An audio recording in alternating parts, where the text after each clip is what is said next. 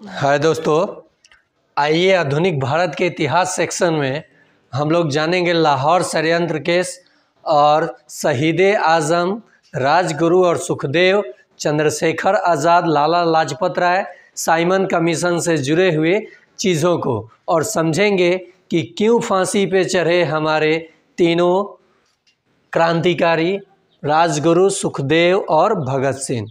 तो आइए जानते हैं लाहौर षड्यंत्र केस क्या था और असेंबली में बम फेंकने के कारण फांसी की सज़ा हुई या लाहौर षड्यंत्र केस में किसी को मारने के वजह से सज़ा हुई। तो मारे तो बिल्कुल सही किए थे लोग, इनके जगह मैं भी होता तो मारता। फांसी पे चढ़ो, देखिए अपने प्राण की आहुति देना अपने देश के लिए ये गर्व की बात है, ठीक है। अनुनय विनय तो मैं भी तो गरम दल का ही होता।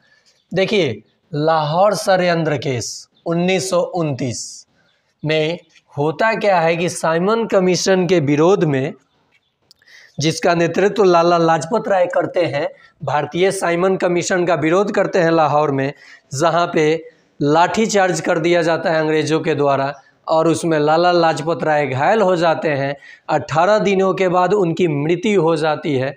तो देखिए मृत्यु हुई तो ठीक है, उनकी मृत्यु हो जाती है और उस समय देखिए उससे 5 साल पहले एक HRA संगठन हुआ करता था क्रांतिकारियों का, जिसकी स्थापना कानपुर में हुई थी और संस्थापक थे सचेंद्र सन्याल।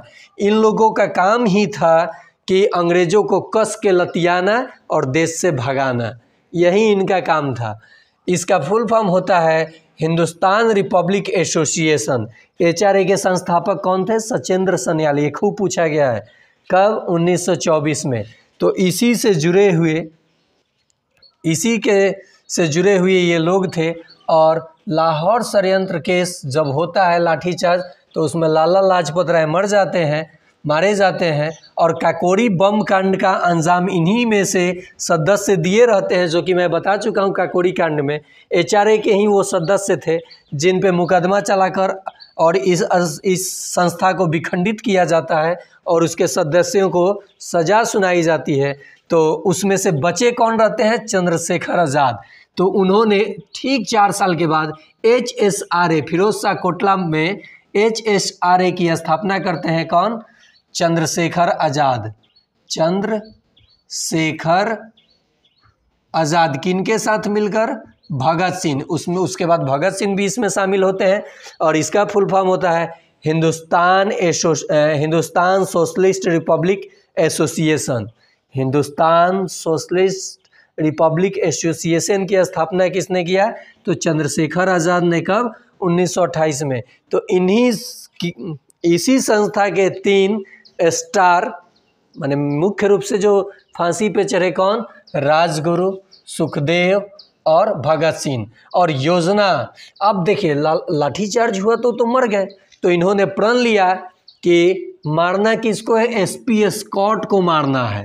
किसे मारना है? SP एस्कॉर्ट को मारना है।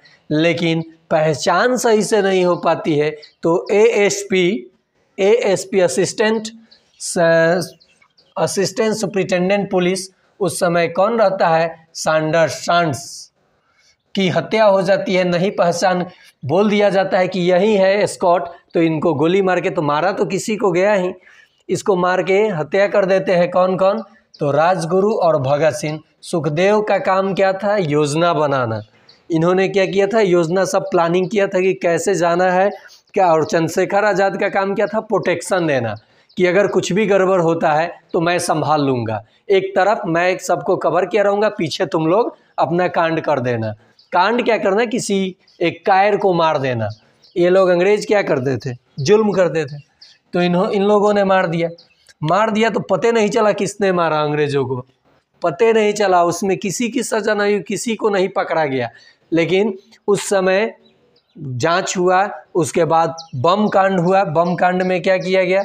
असेंबली में बम फेंका गया ये भगत सिंह के द्वारा।